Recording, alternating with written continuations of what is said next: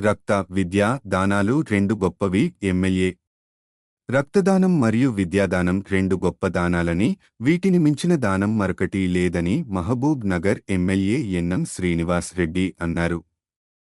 Mahabub Nagar team social workers welfare society ఆధ్వర్యంలో మిలాద్ ఉన్ నబీ పండుగను పురస్కరించుకుని అల్మాస్ ఫంక్షన్ హాల్లో నిర్వహించిన ఉచిత రక్తదాన శిబిరాన్ని ఆయన ప్రారంభించారు.